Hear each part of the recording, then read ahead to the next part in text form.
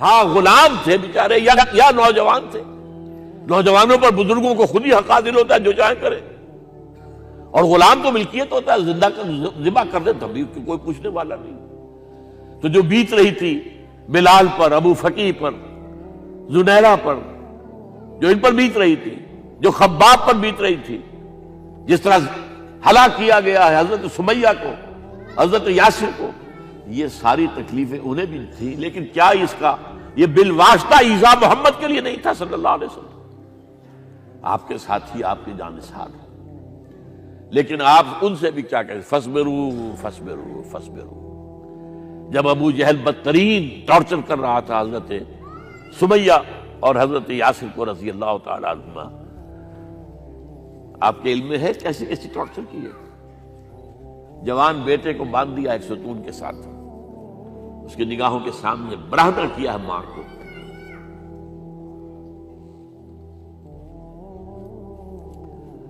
ہاتھ میں ایک مورتی ہے. جب تنگ آ گیا, ستا کر تنگ کر کے مار مار کے حضرت سمیہ ٹس سے مس نہیں ہو رہی. کہتا ہے تم ایک دفعہ کہہ دو سمیہ کہ ہاں اس مورتی میں بھی کچھ ہے, میں تمہیں چھوڑ دوں گا. انہوں نے تھوک دیا, برچھا مارا ہے شرمگاہ کے اندر.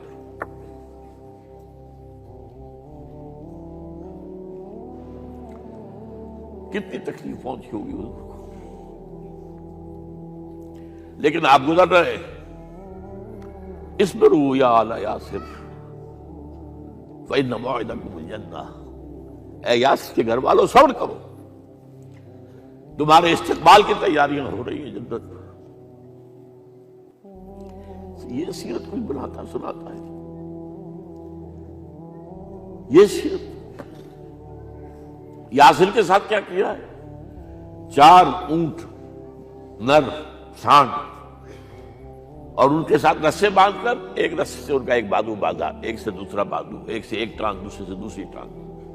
انہیں دوڑایا ہے کہ پرکھتے اڑ جیسے قسم کے. یہ دین ایسے ہی قائم نہیں ہوا.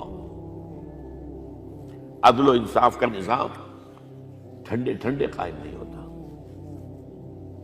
گھر میں آرام سے بیٹھے ہوئے قائم نہیں ہوتا. اور سنیے, 3 برس شیب بنی ہاشم کے تو قید ہے, 3 برس. اور یہاں کی قید پر قیاس نہ کریں. یہاں تو جیل میں کھانے کو ملتا ہے, راشن ملتا ہے, جیسا بھی ملتا تو ہے نا. اور لیڈروں کے لیے تو class A class B class ہے. تو ان کا تو لیڈر تو لوگ جب آتے ہیں جیل کاٹ کر معلوم ہوتا ہے کہ شاید کسی صحت افزا مقام سے تشریف لا رہے ہیں. وہاں کیا تھا, ٹوٹل بائیکاٹ. ایک گھاٹی, ادھر پہاڑ ادھر پہاڑ, دونوں طرف جو ہے پہرے, کوئی کھانے پینے کی چیز اندر نہیں جائے گی. اور پورا خاندان بنی ہاشم, وہ بھی کہ جو ایمان نہیں لائے, وہ قبائلی زندگی تھی نا. بنو ہاشم چونکہ حضور کو پشت پناہی چھوڑنے کو تیار نہیں ہوئے, ابو طالب نے آخری وقت تک بھی ساتھ نہیں چھوڑا. ہاں آخری وقت کے قریب ایک بات ہو گئی تھی. ایک مرتبہ تو ہوا کہ وفد آیا ہے قریش کا کہ اپنے بھتیجے کو روک لو, وہ ہمارے معبودوں کی توہین کرتا ہے. ابو طالب نے بلایا اور آپ سے کہا کہ یہ کچھ اپنے رویے کو بدلے. آپ نے فرمایا چچا جان, اب تو چاہیے میرے ایک ہاتھ پر سورج اور دوسرے پر چاند رکھ دے, میں اپنے اس مشن کو چھوڑ نہیں سکتا. یہ ہے استقامت. اور ابو طالب کے عین انتقال کے وقت جو معاملہ ہوا, جب وفد آیا ہے کہ ٹھیک ہے اب ہمارا جو ہے صبر کا پیمانہ لبریز ہو گیا ہے, اب ٹھیک ہے آ جاؤ میدان میں, تم بھی ساتھ چھوڑنے کو تیار نہیں ہو.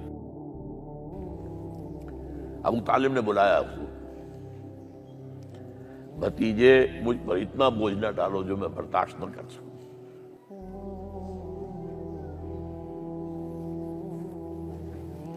حضور کی آنکھوں میں آنسو آ گئے.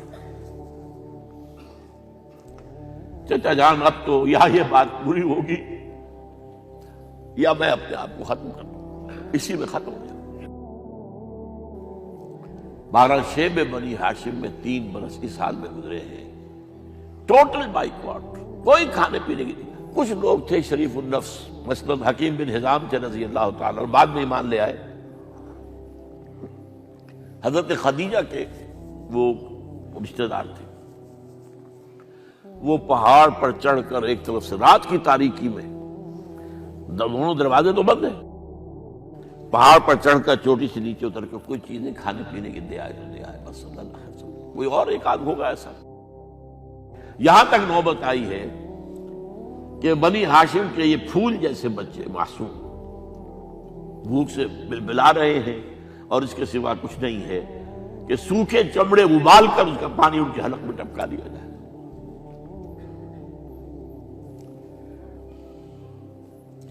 اور جو ہوا وادی طائف میں، جب مکے والوں نے فیصلہ کر لیا کہ آپ قتل کر دو، ابو طالب بھی فوت ہو چکے ہیں، اب کوئی اندیشہ نہیں، کوئی خانہ جنگی شروع نہیں ہوگی، کوئی انٹرا ٹرائبل وار نہیں ہوگی، تو آپ طائف گئے ہیں۔ شاید وہاں کے 3 سردار تھے بڑے، اور یہ طائف اصل میں قریشی کا سمجھیے کہ یہ ان کا گرمیوں کا یہ صحت افزا مقام تھا۔ یہ تمام جو سردار تھے مکے کے، ان کی جائیدادیں وہاں تھی، باغات تھے، اور وہاں کے بھی 3 سردار تھے، تو شاید ان میں سے کسی کو اللہ توفیق دے دے۔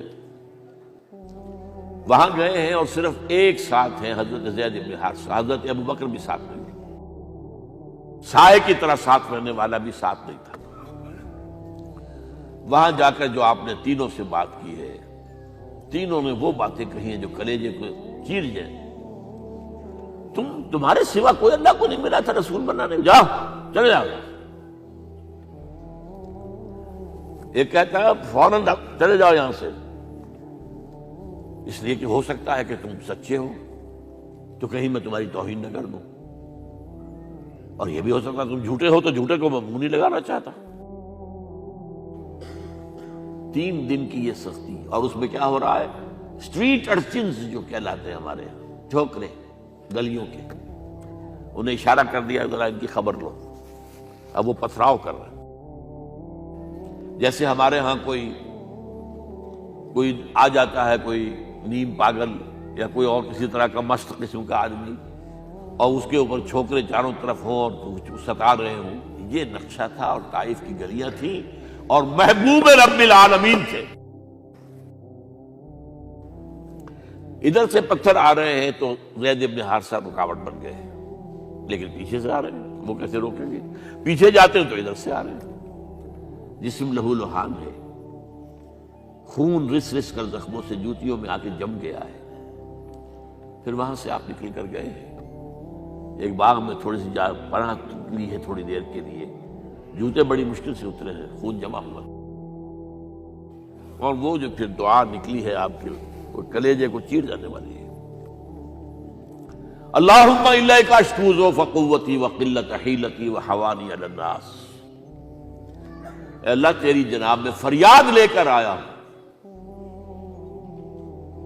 اپنی قوت کی کمی کا، اپنے وسائل کی کمی کا، اور لوگوں میں جو رسوائی ہو رہی ہے، الی من تکلنی الی بعید یتجہمنی او الی عدو ملکت امری، مجھے کس کے حوالہ کر دیا ہے؟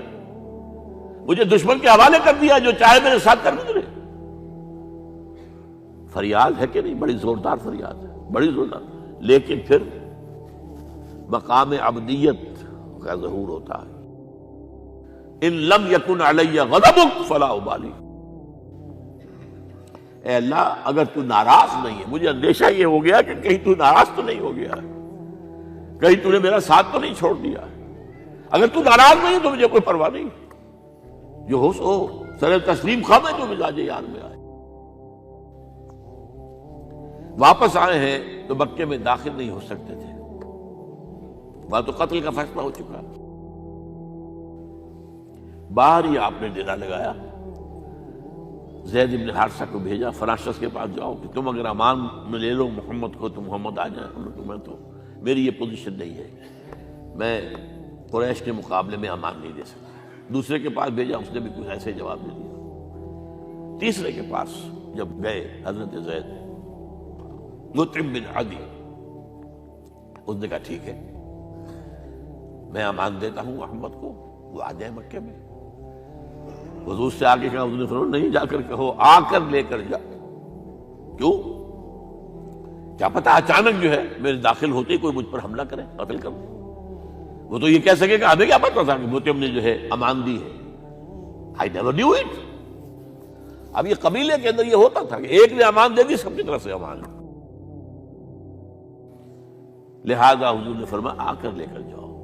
وہ اپنے 6 بیٹوں کو ہتھیار سجا کر لے کر آیا ہے، اور پھر لے کر گیا حضور کو، کہتا ہوا گزر رہا ہے راستے میں، لوگوں سن لو محمد میری امان میں ہے صلی اللہ علیہ وسلم۔ اس لیے آپ کو مکے کے اندر پھر 2-2.5 سال مزید رہنے کا موقع ملا ہے، اور اتنا بڑا احسان آپ نے مانا پھر مطعم بن عدی کا کہ غزوہ بدر میں جب 70 اسیر تھے قریش کے حضور کے پاس، تو آپ نے فرمایا تھا کہ اگر آج مطعم زندہ ہوتا اور وہ سفارش کرتا تو میں ان سب کو چھوڑ دیتا بغیر کسی فدیے کے۔ بہرحال یہ چند باتیں میں نے آپ کو بتائی، باقی تو یہ کہ غار ثور ہے کیسی کیسی، اور پھر غزوہ بدر سے پہلے کی رات ہے، اور وہ آپ کا زندگی کا طویل ترین سجدہ ہے اس میں، جہاں تک یہ الفاظ بھی آپ نے کہہ دیا، اللہ اگر کل یہ جو 313 یہاں جمع ہیں اگر یہ ختم ہو گئے تو پھر قیامت تک تیرا نام لینے والا کوئی نہیں ہوگا، میں آخری رسول اور میری یہ 15 برس کی کمائی ہے۔ اس وقت کہا حضرت ابوبکر نے، وہ پیردار کی حیثیت سے کھڑے تھے، کہ حسبک حسبک حضور بس کیجئے بس کیجئے۔ بہرحال بدر ہے، احد ہے، زخمی ہوئے ہیں، دندان مبارک شہید ہوئے ہیں، خون اتنا بہا ہے کہ بے ہوش ہو گئے ہیں، اور خبر اڑ گئی ہے کہ آپ شہید ہو گئے۔ یہ سب کچھ، اور سب سے بڑھ کر حمزہ کی لاش سامنے آئی، کیسی لاش؟ ناک کٹی ہوئی ہے، کان کٹے ہوئے ہیں، پیٹ چاک کر کے کلیجہ چبایا ہوا ہے، کس طرح برداشت کیا ہوگا آپ نے؟ اپنے اوپر تاری کر کے دیکھیں، یہ حمزہ کون ہے؟ چچا ہے، دودھ شریک بھائی ہے، خالہ زاد بھائی ہے، ساتھ کا کھیلا ہوا ہمجولی ہے، اور اس کی لاش ہے۔ جو قلب اطہر پر بیت رہی تھی وہ مدینے میں آ کر ایک بڑا ماحول بدلا ہوا تھا، تب وہ بات سامنے آ گئی۔ جب آپ مدینے واپس تشریف لائے ہیں تو ظاہر بات ہے کہ زیادہ انصار کے لوگ تھے جو شہید ہوئے تھے۔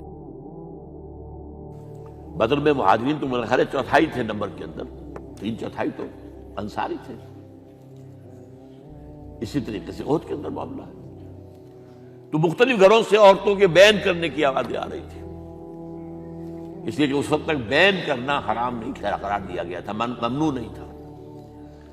آوازیں سن کر حضور کی زبان مبارک سے نکل گیا، اما حمزہ تو فلا بواکی لہو، ہائے حمزہ کے لیے تو کوئی رونے والی بھی نہیں ہے۔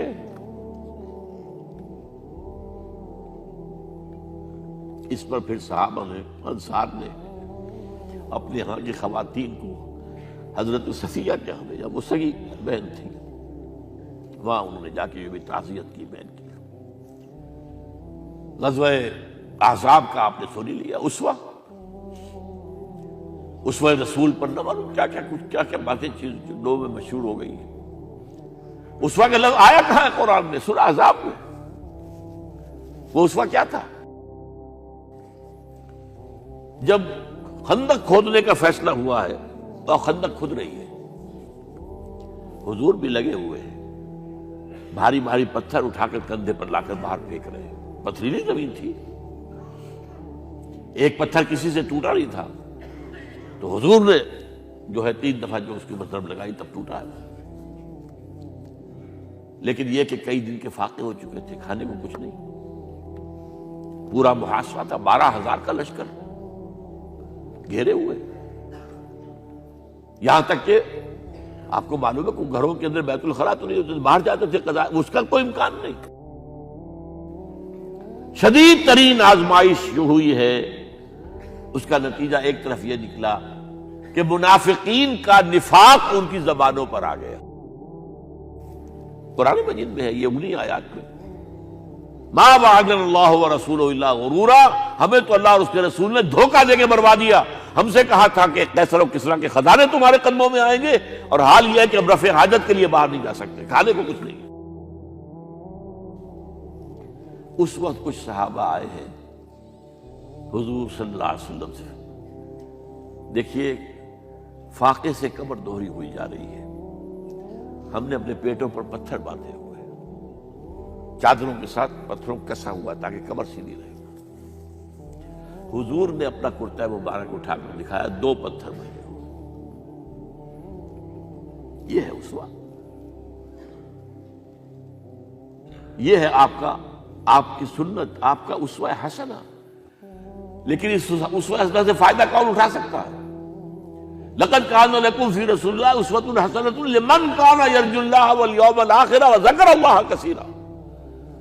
اسوہ تو اپنی جگہ ہے، قرآن میں ہدایت سب کے لیے، ھدی للناس، لیکن فائدہ اٹھائیں گے صرف متقین، ھدی للمتقین، ہے سب کے لیے، اسوہ سب کے لیے ہے، لیکن استفادہ وہی کر سکے گا جو 3 شرطیں پوری کرے: اللہ اور یوم آخر پر ایمان، اور اللہ کا ذکر کثرت کے ساتھ کرے۔ بہرحال یہ میں نے آپ کے سامنے اس حوالے سے رکھا ہے، یہ اسوہ جو ہے حضور کا، یہ ہم پر اتمام حجت ہے۔ دیکھیے نوٹ کیجئے، پوری نوع انسانی پر اتمام حجت، اسلام کا نظام عدل اجتماعی جو قائم کر کے دکھا دیا، حجت قائم ہے۔ اسے انگریزی میں کہتے ہیں اٹس ڈویبل، کیا جا سکتا ہے، یہ کام ہو سکتا ہے، اس لیے کہ زمین پر قدم بہ قدم چل کر یہ انقلاب آیا، محنت سے آیا، مشقت سے آیا، ایثار سے آیا، قربانیوں سے آیا، تکلیفیں جھیل کر آیا، صبر و مصابرت سے آیا، استقامت و مقاومت سے آیا۔ یہاں پر معجزوں کی کار فرمائی نہ ہونے کے برابر ہے۔